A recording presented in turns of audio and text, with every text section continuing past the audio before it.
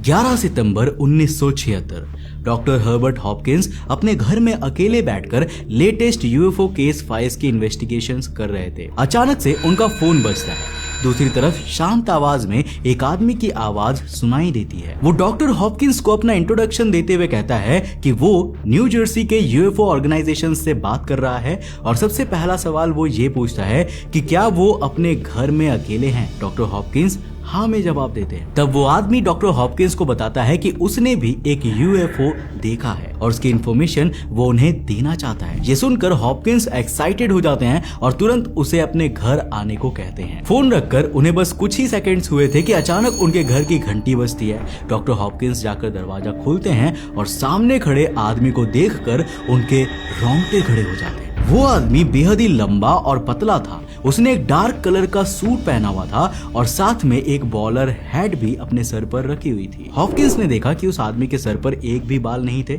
सिर्फ इतना ही नहीं, उस आदमी के ना तो आईब्रोज थे और ना ही आई लैशेस थे। उसके लिप्स बिल्कुल रेड कलर के थे। हॉपकिंस ने जब अच्छे से देखा तो एक्चुअल में उसे ये पता चला कि उस आदमी के लिप्स है ही नहीं। उसने लिपस्टिक जैसा कुछ लगा कर रखा है जिससे उसका असली मुंह छुपा रह सके। उसने बेहद ही रोबोटिक वॉइस में खुद को इंट्रोड्यूस किया और सेम वही चीज बोली कि वो न्यू जर्सी के यूएफओ ऑर्गेनाइजेशन से हैं। डॉक्टर हॉपकिंस को समझ ही नहीं आ रहा था कि आखिर वो क्या करे। आखिर कोई फोन पे बात करने के कुछ ही सेकंड्स बाद कैसे घर आ सकता था। डॉक्टर हॉपकिंस ने उसे अंदर बुलाया और सोफे पर बैठने को कहा और खुद सामने जाकर बैठ गए। कुछ सेकंड्स तक उन दोनों ने कुछ भी नहीं बोला। वो आदमी लगातार डॉक्टर हॉपकिंस को देखे जा रहा था और डॉक्टर हॉपकिंस को ऐसा लग रहा था जैसे वो आदमी उसके अंदर के थॉट्स पढ़ रहा हो। दोस्तों, वीडियो में आगे बढ़ने से पहले जिस तरह से आप मेरे साथ YouTube में कनेक्टेड हो वैसे ही मैं चाहूंगा कि आप मेरे साथ Instagram पे भी जुड़ जाओ। ये है मेरा Instagram का user handle, link description box में है, जाके फॉलो कर लेना। फिर अचानक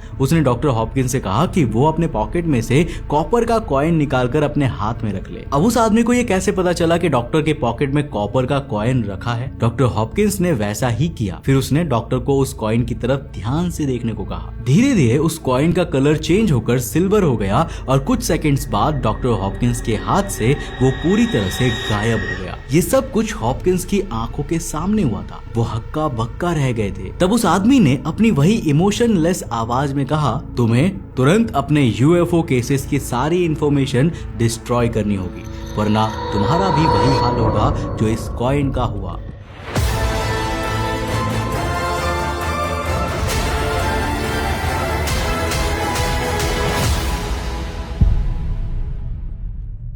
इतना कहकर वो आदमी रुक गया।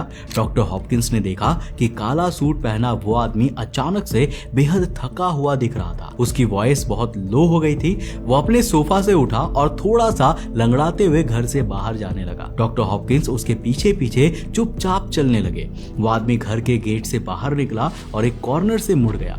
तभी अचानक एक जोर से लाइट का फ्लैश हुआ और आदमी पूरी तरह से गायब हो गया। डॉक्टर हॉपकिंस इस घटना से बेहद डिस्टर्ब हो गए थे। उन्होंने मैन इन ब्लैक की सिर्फ थियरीज पढ़ी थी। उन्हें लगा नहीं था कि एक्चुअल में मैन इन ब्लैक उनके घर पर इस तरह आ जाएंगे।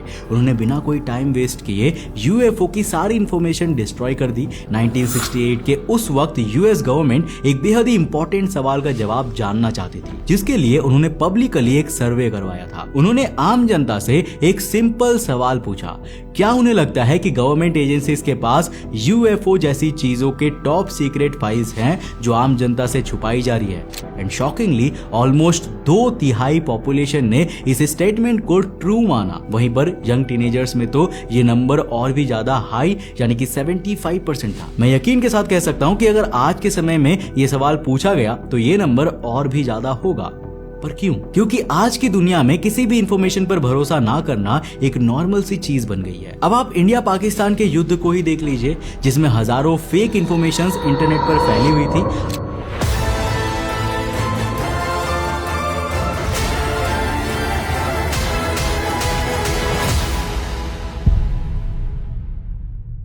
आजकल के लोग हर एक चीज पर सवाल उठाते हैं, लेकिन आज से 50-60 साल पहले ऐसा नहीं था। पहले के लोग गवर्नमेंट पर बहुत ही ट्रस्ट किया करते थे, लेकिन पब्लिक थिंकिंग साल 1947 में अचानक ही चेंज हो गई जब रॉसवेल इंसिडेंट हुआ था।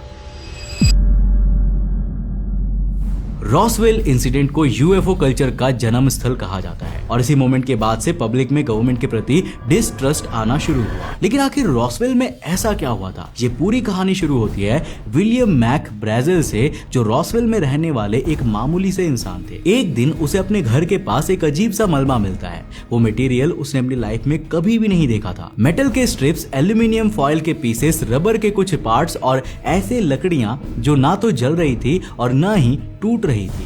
उसने तुरंत ही लोकल शेरिफ को इसकी इन्फॉर्मेशन दी, जिन्होंने फिर ये इन्फॉर्मेशन रॉसवेल आर्मी एयरफील्ड को दी। जल्द ही इस साइट पर मिलिट्री वाले आ गए और उस पूरे एरिया को सील कर दिया गया। उन्होंने बड़े ध्यान से वहां पड़े मलबे को अपने साथ लोड करके ले गए। इसके बाद 8 जुलाई 1947 में यूएस आर्मी ने एक सेंसेशनल प्रेस रिलीज करवाया। उन्होंने कहा कि जो मलबा उन्हें मिला है ना, वो द फ्लाइंग डिस्क यानी कि यूएफओ का था और किस्मत से उनके आर्मी ऑफिशियल्स ने उस मलबे को अपने कब्जे में ले लिया है। पूरी दुनिया में ये खबर आग की तरह फैल गई। सब कहने लगे कि यूएस वालों ने, यूएस एयरफोर्स ने एलियंस को पकड़ा है। लेकिन फिर अचानक यूएस गवर्नमेंट की तरफ से शांति छा गई। फिर अचानक उन्होंने एक और प्रेस कॉन्फ्रेंस बुलवाया और 24 घंटे के अंदर ही अपनी ही बात से मुकर गए। उनका कहना था कि जिस फ्लाइंग ऑब्जेक्ट का मलबा उन्हें मिला था ना, वो एक्चुअल में उनका ही वेदर बलून एक्सपेरिमेंट था जो क्रैश हो गया था। उन्होंने उन मलबों के पीसेस को भी दिखाया जो रबर और लकड़ी से ज्यादा और कुछ भी नहीं दिख रहे थे। अब कुछ महीनों तक ये खबर सनसनी बनी रही,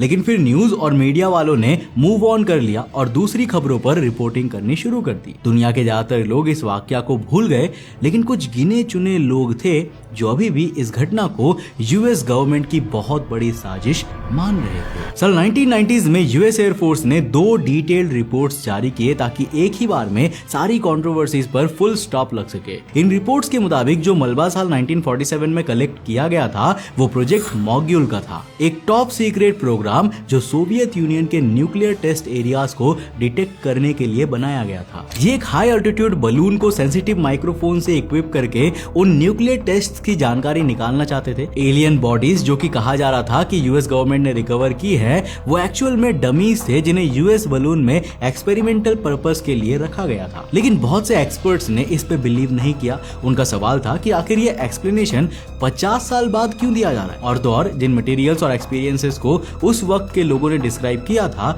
वो केवल एक मामूली एयर बलून का हो ही नहीं सकता।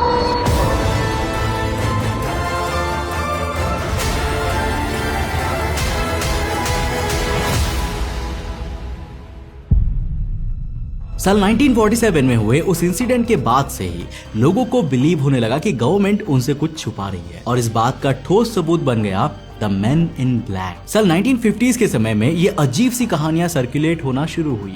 जिन विटनेसेस ने हवा में यूएफओ देखने की बात कही थी, उनके घर में मिस्टीरियस आदमी काला सूट और हैट पहनकर एक ब्लैक कार में आया करते थे। वे लोग धमकी देकर उन्हें कहते थे कि कुछ भी हो जाए, यूएफओ के इंसिडेंट्स बाहर लीक नहीं करने चाहिए और जो कुछ उन्होंने देखा है उसे भूल जाए।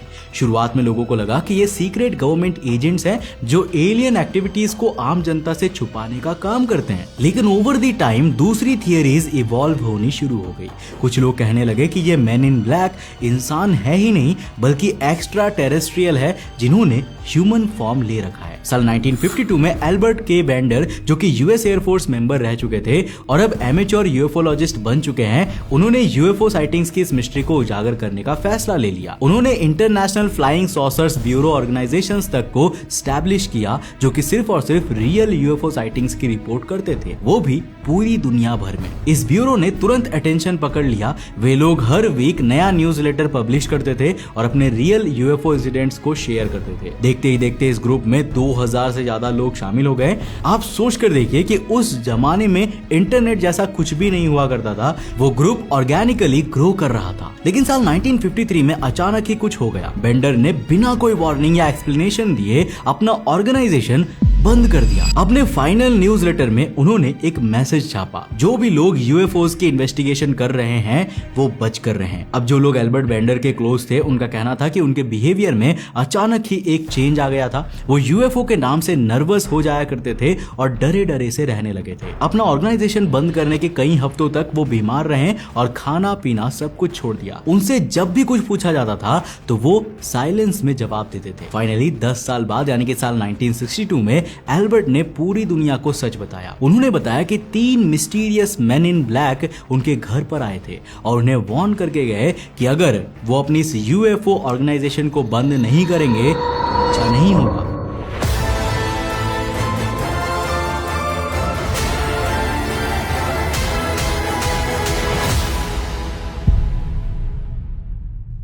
पिछले 50 या 60 साल में मैन इन ब्लैक की ऐसी काउंटलेस स्टोरीज आई है जो आज आपको इंटरनेट पर पढ़ने को मिल जाएंगी, लेकिन इन स्टोरीज को most of the time as a fiction या झूठी घटना की तरह देखा जाता है। मैन इन ब्लैक का एग्जिस्टेंस प्रूव करना ऑलमोस्ट इम्पॉसिबल है। नॉर्मल पब्लिक सिर्फ एक आदमी के कह देने से वो एग्जिस्ट करते हैं बिलीव नहीं करते। दुनिया को ठोस सबूत चाहिए और 2012 में शायद वो सबूत सबके सामने आया था। इंटरनेट के इस एज में एक बहुत ही वायरल वीडियो पूरी दुनिया में फैलने लगी। ये साल 2008 का वीडियो था जो एक सीसीटीवी फुटेज से लिया गया था। बताया जाता है कि ये video location Niagara false Canada के पास मौजूद एक होटल की लॉबी का है। इस वीडियो के रिकॉर्ड होने से सिर्फ 2 सप्ताह पहले होटल के एक एम्प्लॉय ने नायग्रा रिवर के पास एक यूएफओ को देखा था और आकर अपने कलीग्स को बताया था। इसके बाद ही ये 2 मैन इन ब्लैक वहां पर आए थे। इस फुटेज में आप देख सकते हैं कि वो दोनों साथ में होटल के अंदर एंटर कर रहे थे और उन दोनों ने बिल्कुल सेम ब्लैक आउटफिट पहना हुआ था। वो दोनों पतले और लंबे थे और कई तरीकों से बिल्कुल सेम दिख रहे थे। उन दोनों के सर पर बाल नहीं थे और वो एक इमोशनलेस रोबोटिक वॉइस में बात कर रहे थे। कुछ याद आया? सालों पहले डॉक्टर हॉपकिंस ने भी ऐसे ही किसी आदमी का वाकया बताया था जो काले सूट में उनके घर पर आया था। उन दोनों आदमियों ने होटल के अंदर जाकर उस आदमी के बारे में पता लगाने की कोशिश की जिसने वो यूएफओ देखा था। इसके साथ ही उन्होंने यूएफओ से रिलेटेड दूसरे सवाल भी होटल के एम्प्लॉइज से पूछा। लकीली उस दिन वो आदमी नहीं आया था। तब उन्होंने सारे इन्फॉर्मेशन को अपनी बुक्स में रिकॉर्ड किया और तुरंत वहां से निकल गए। इसके बाद वो कभी वहां पर दिखाई नहीं दिए। इस तरह के सेम रिपोर्ट्स पिछले 60 से 70 सालों में कई बार आ चुके हैं। अब देखो, शायद हो सकता है कि मैन इन ब्लैक ह्यूमंस हो ही ना। इनफैक्ट जितने भी विटनेसेस उनसे मिलते हैं उन सबका एक ही चीज कहना होता है कि वे इंसान नहीं लग रहे थे।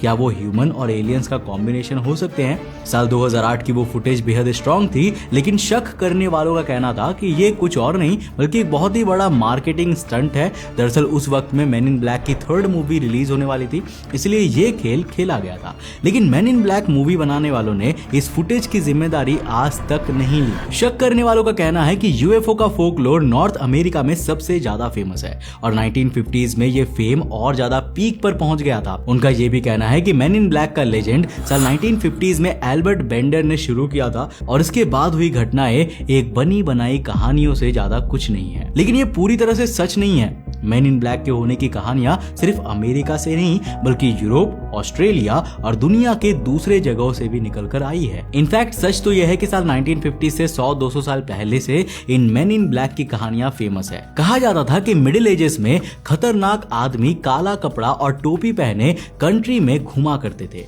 उनके पास अजीब सी शक्तियां थी और उनका बिहेवियर बेहद ही अननेचुरल होता था। उस वक्त के लोग तो कहते थे कि ये खुद डेविल के रूप है। कुछ लोग उन्हें डेमोनिक एंटिटीज कहा करते थे। Shadow people, man in the hat, black eyed children, उन्हें कई नामों से बुलाया गया है। अब जितने भी यूएफओ एंथुसियास्ट्स हैं वो एक चीज पर जरूर एग्री करते हैं कि man in black definitely humans नहीं है। वो एक्स्ट्रा टेरेस्ट्रियल बीइंग्स हैं जिन्होंने दुनिया भर के गवर्नमेंट्स को इनफिल्ट्रेट किया है। उनका असली पर्पस क्या है ये कोई नहीं जानता। वैसे दोस्तों, यहाँ पर मैं आपसे पूछना चाहूंगा कि आपको क्या लगता है, क्या मैन इन ब्लैक वाकई में एग्जिस्ट करते हैं? नीचे कमेंट सेक्शन खुला है, अपनी राय लिखकर जरूर बताना। अगर वीडियो पसंद आया और कुछ नया सीखने को मिला तो इस वीडियो को लाइक कर देना, अपने दोस्तों के साथ जरूर शेयर करना।